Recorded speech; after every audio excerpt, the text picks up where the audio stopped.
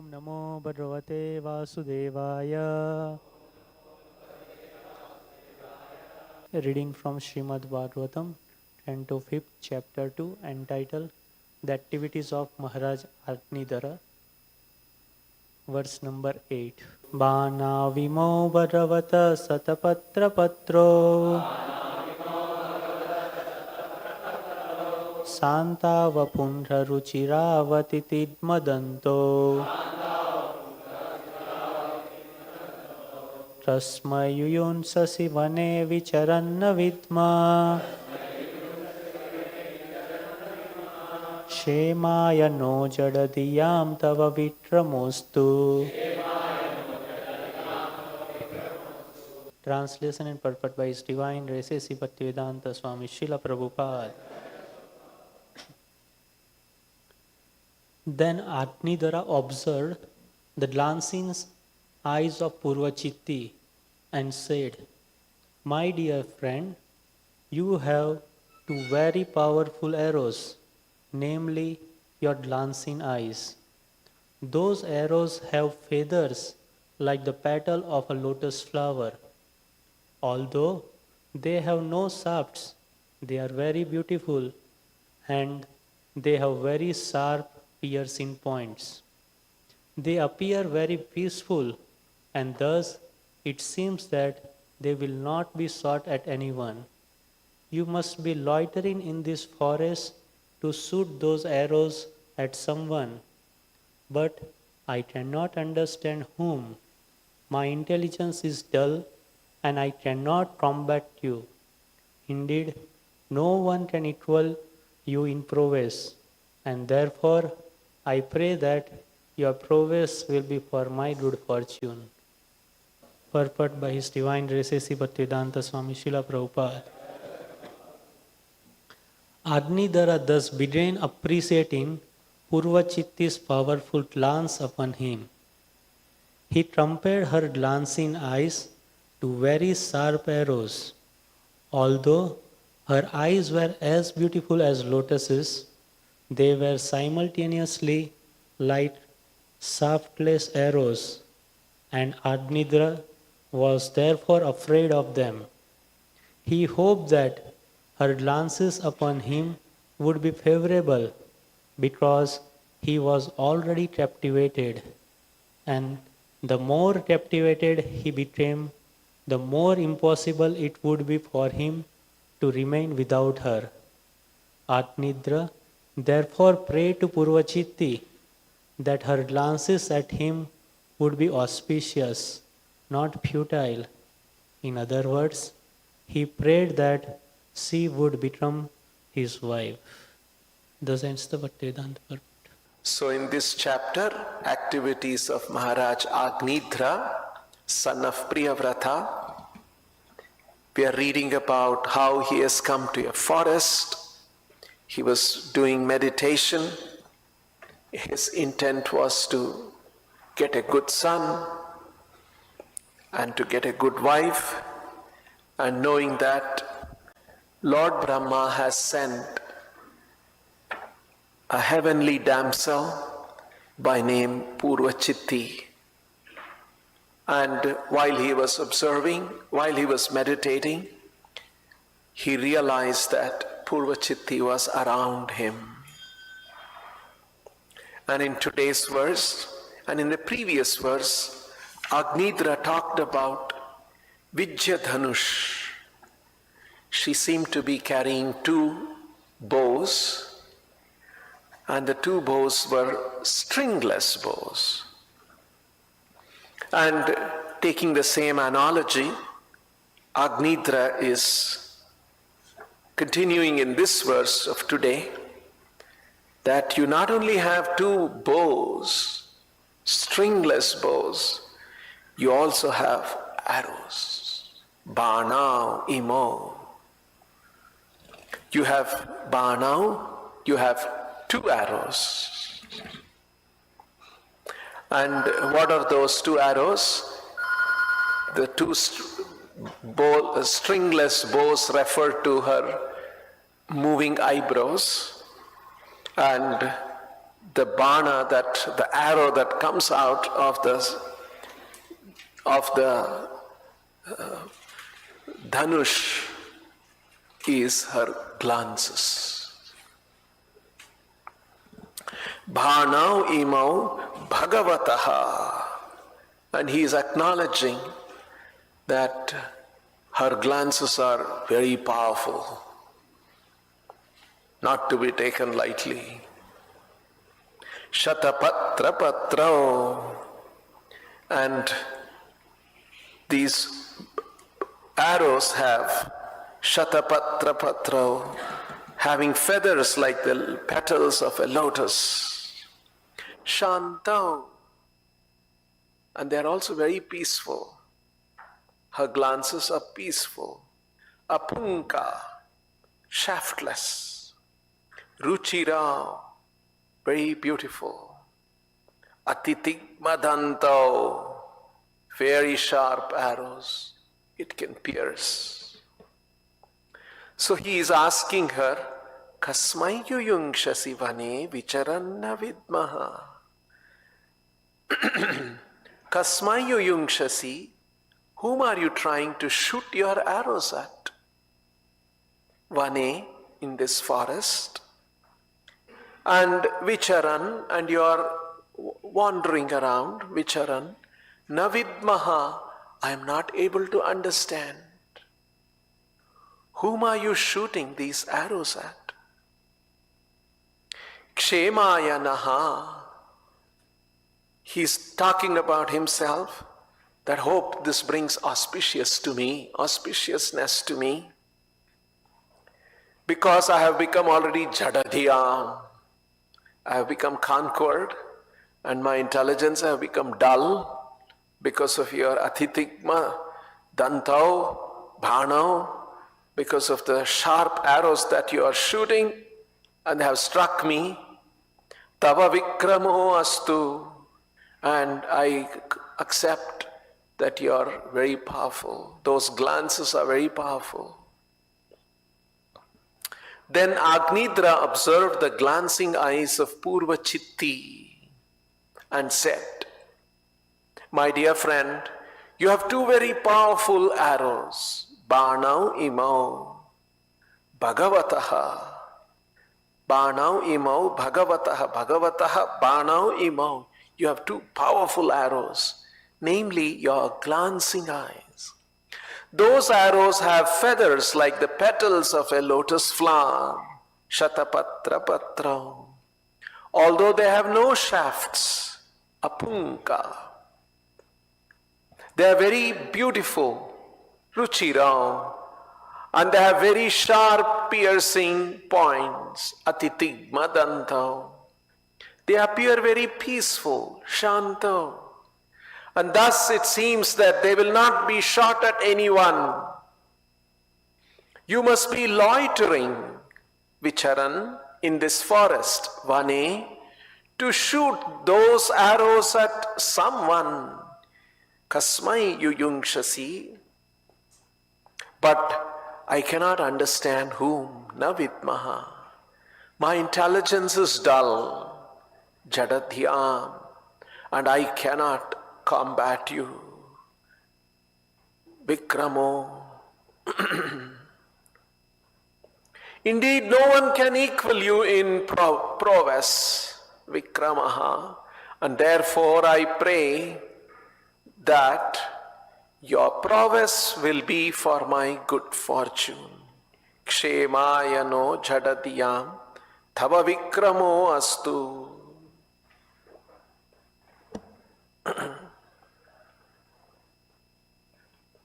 And Srila Prabhupada has pointed out that how Purvachitti's powerful glances have conquered Agnidra. And so he is accepting that he has become conquered, his mind has become, intelligence has become dull, jadadhyam, and now he is hoping that Kshemaya no jadadhyam tava vikramostu, at least you will accept me and become my wife, since anyway I have become completely conquered by you. That is his hope. And these are the effects of the glances of a young, beautiful woman in the heart of a young man like Agnidra was.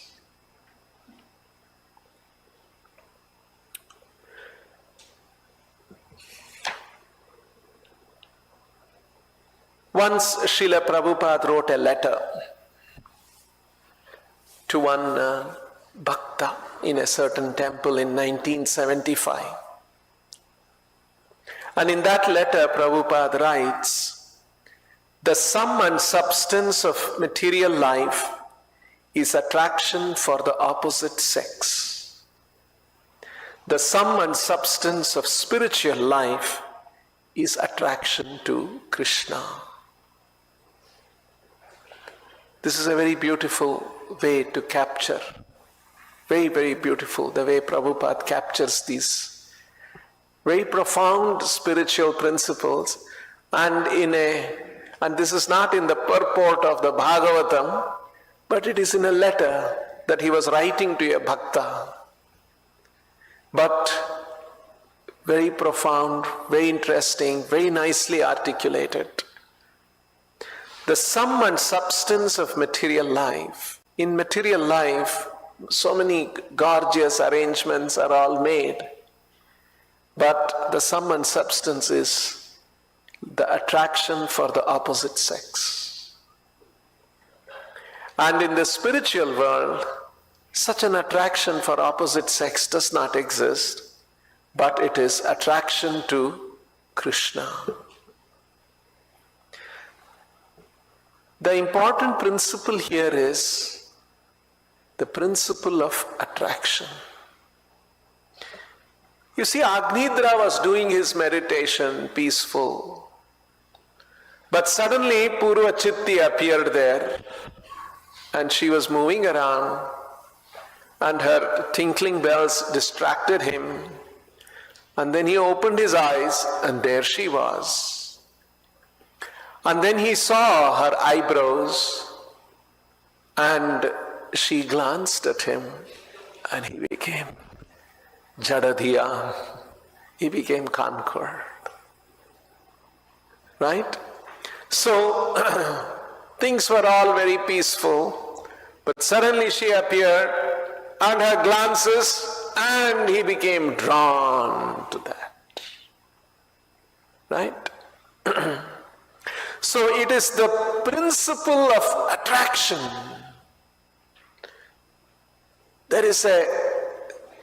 It's that attractiveness, something that draws you. You leave everything aside and you get pulled into it. You see? That drawing power. In the material world, that drawing power exists between a man and a woman. It's the drawing power, that attractive feature, attracting feature, what makes the material world move around the way it is. And it's considered to be very interesting. In the spiritual world, a similar attractive power and a force works, and that is, everyone is attracted to the all-attractive Krishna. And that's what Srila Prabhupada is saying. This is the sum and substance of the material world, attraction between opposite sex.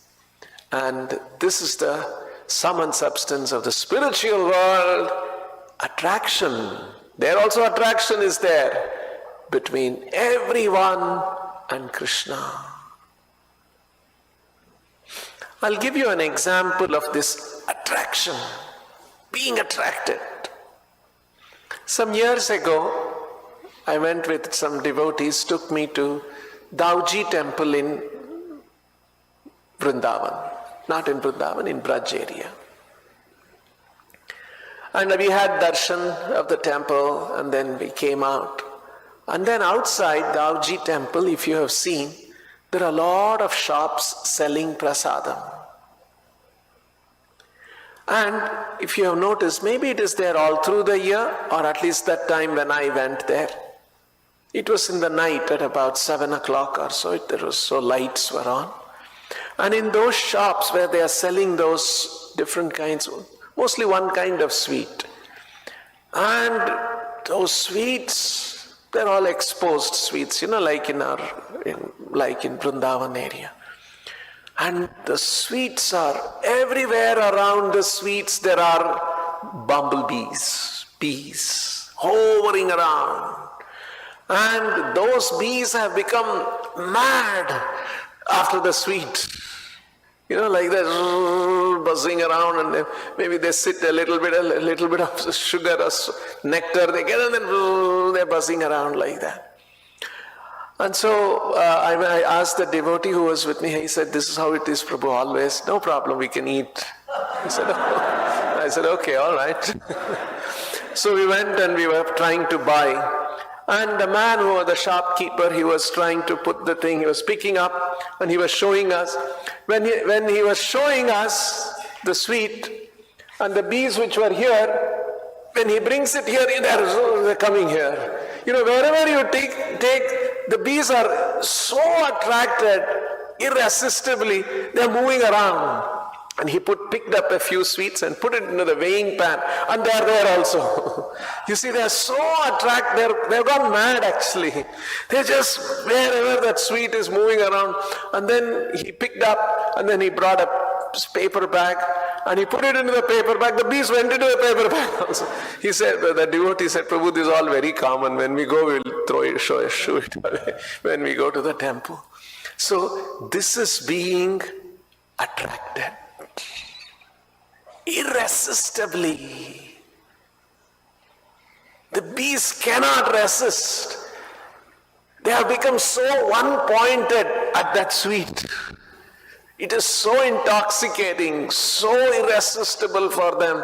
They just can't leave it.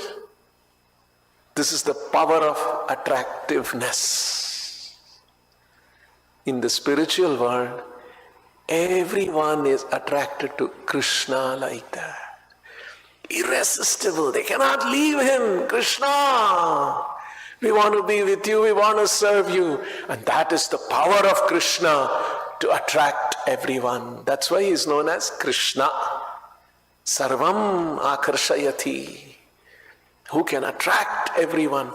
And that is the principal quality of Krishna, and hence among all the names of Krishna, the principal name of the absolute truth is Krishna.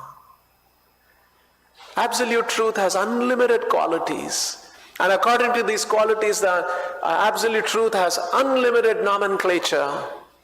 But the principal nomenclature, which captures the principal quality of absolute truth, of being all attractive, is Krishna.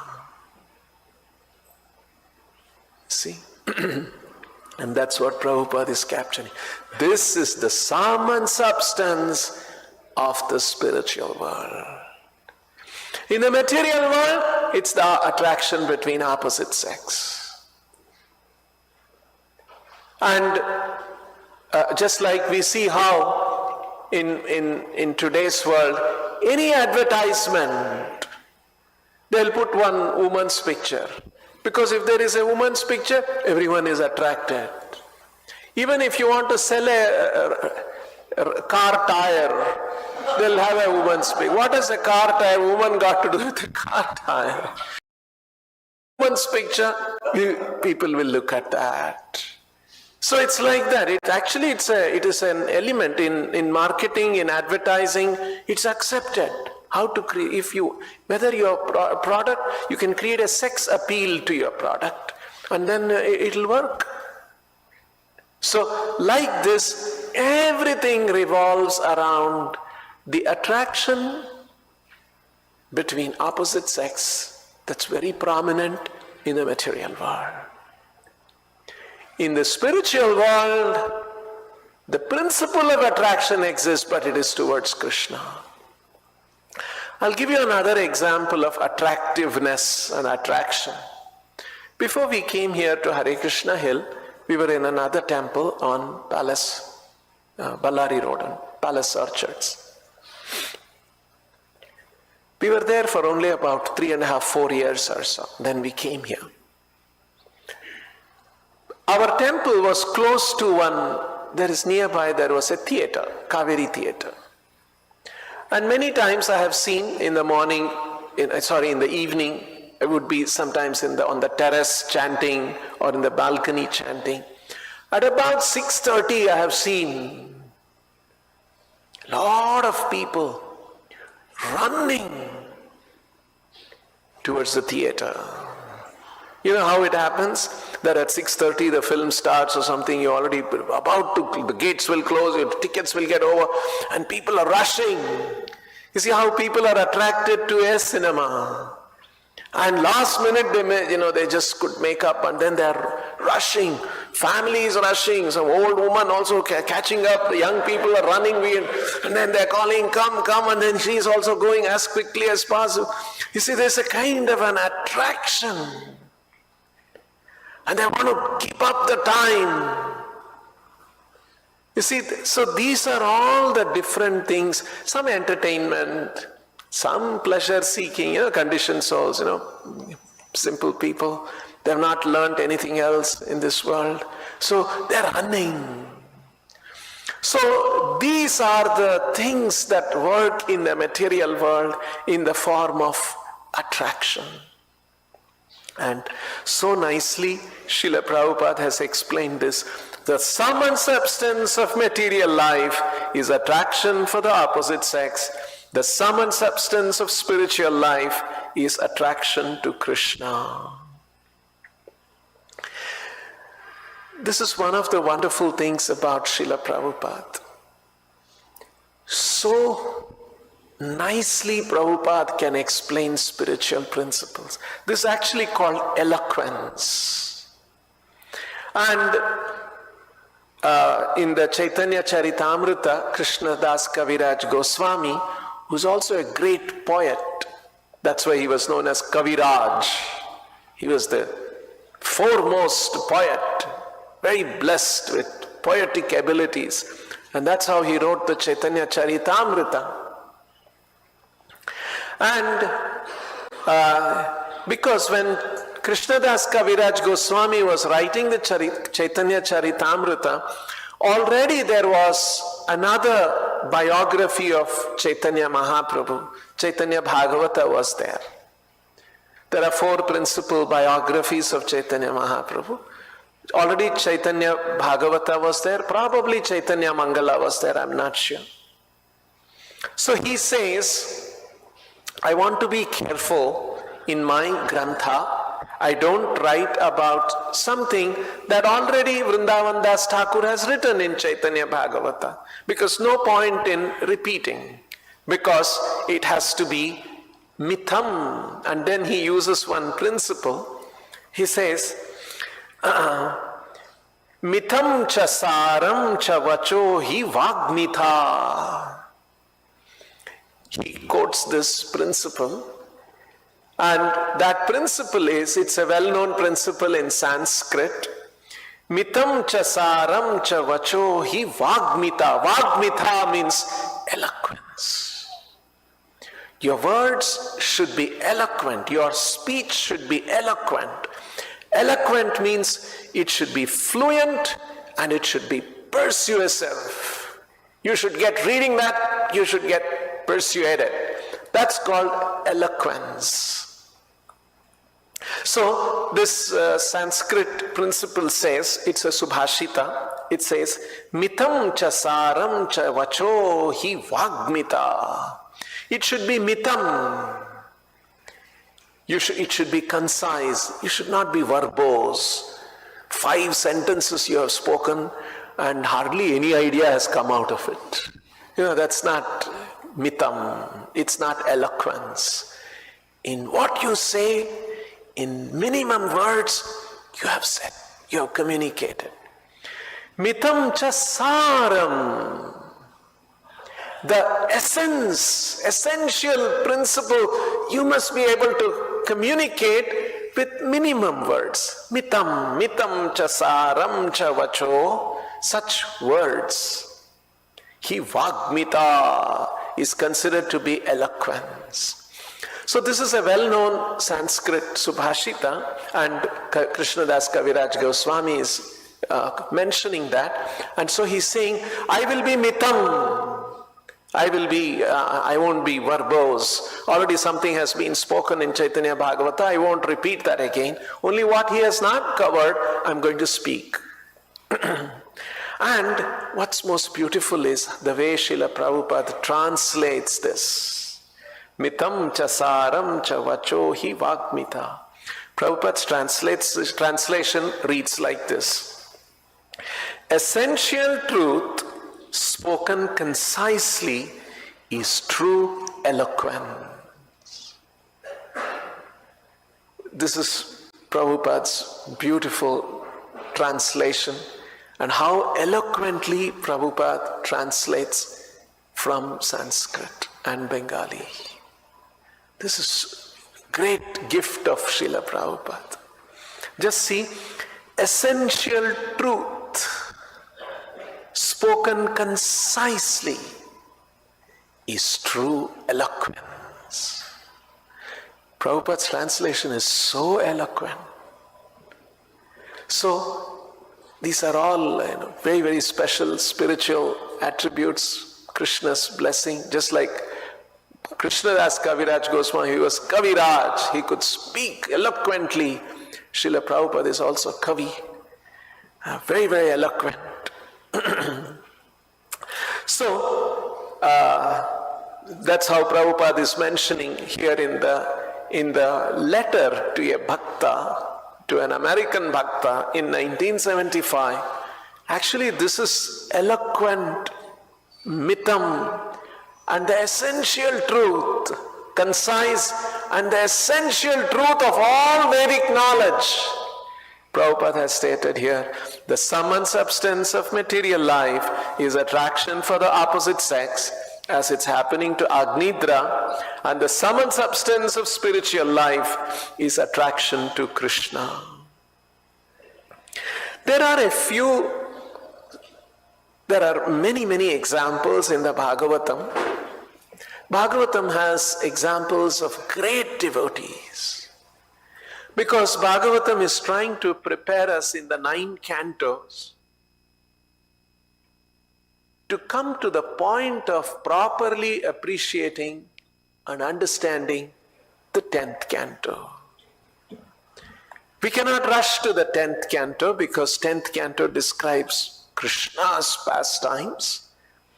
One has to have adhikara. One has to have qualifications. If one does not have qualification, you cannot understand, cannot appreciate. Like say, if I bring a mathematics professor and I bring him to a classroom of first grade students and tell the mathematics professor, can you teach some advanced mathematics to them? What can he teach? He is looking at, they're all small kids. How can I teach some advanced mathematical concept? What will they understand? So in the same way, Bhagavatam is talking about some very advanced topics, and those topics cannot be appreciated unless we have the necessary qualification, and that necessary qualification is to become a devotee.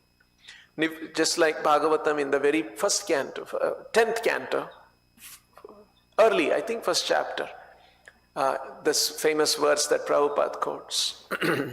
Nivritta tarshair upagiyamana bhavaushadi chrotra manobhirama ka uttama shloka gunanuvadat. So, who can appreciate Krishna's uttama shlokas leela?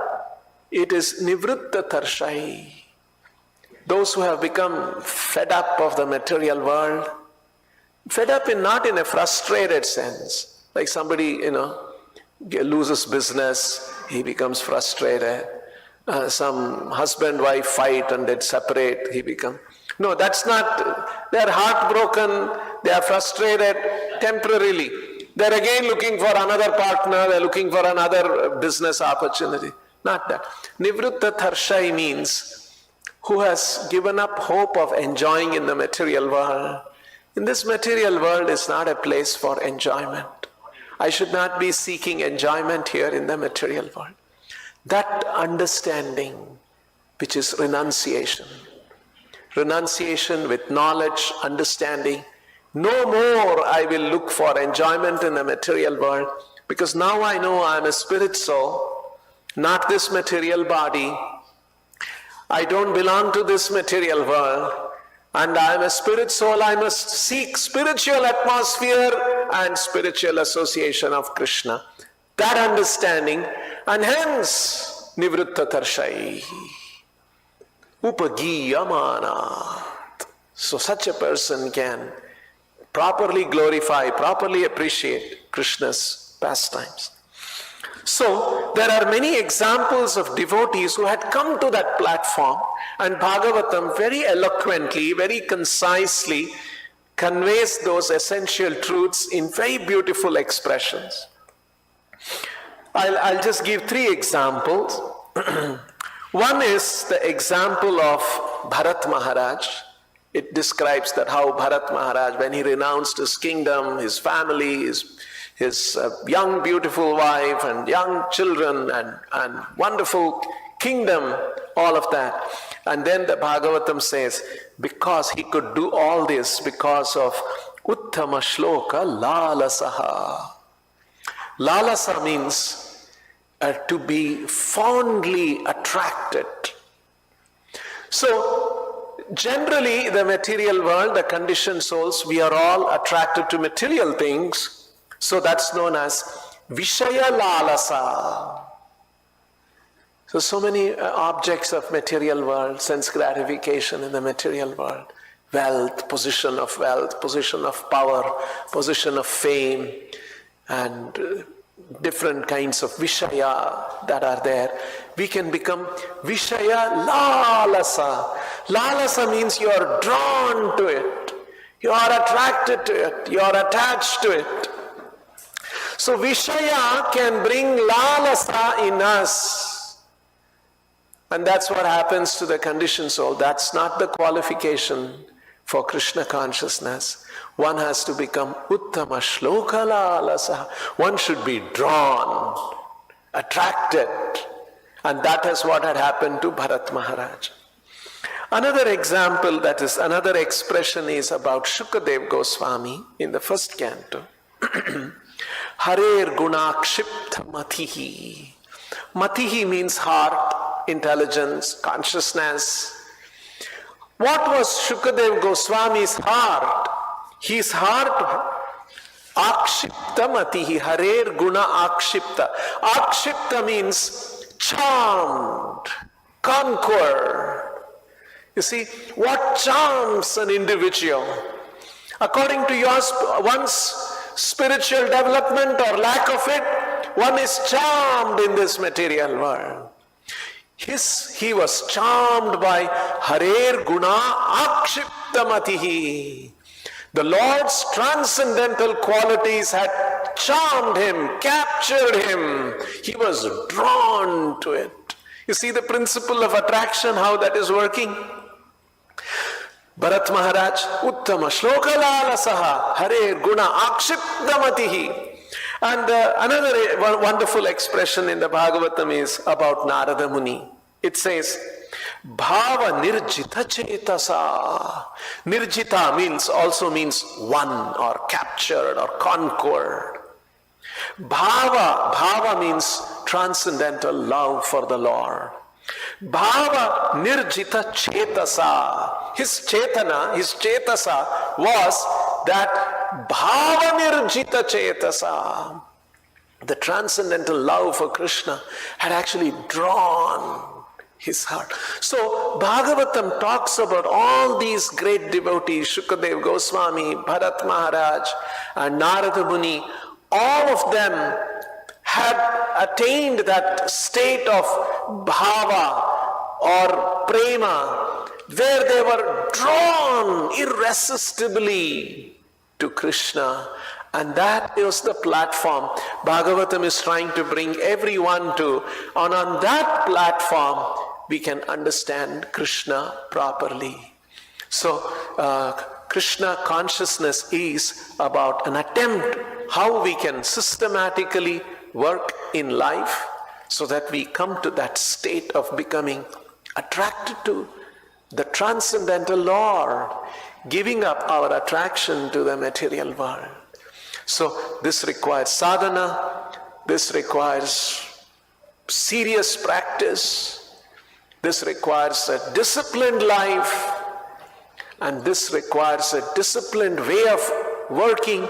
And that discipline, a certain discipline that Srila Prabhupada has given, which we all accept.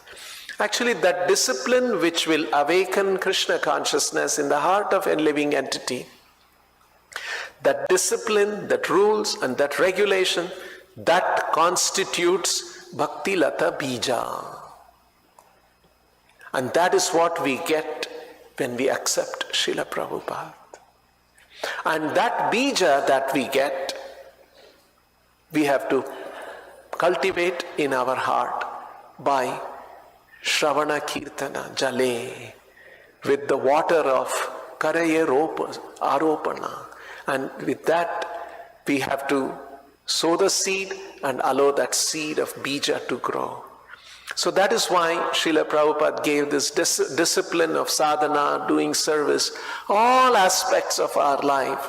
And by doing that, Krishna Bhakti will be awakened. So that is the wish. And so that we don't get attracted like Agnidra has become conquered. Jadadhyam he has become because of Purvachitti's glances. So we should be careful not to get captured by, and in the material world they are shanto, they look very peaceful, it looks very unsuspecting. The material objects of senses are such that if we are not careful, we will get conquered like Agnidra has become conquered by the powerful attractions in the material world. We'll stop here. Grantharaj Srimad Bhagavatam ki, Srila Prabhupada.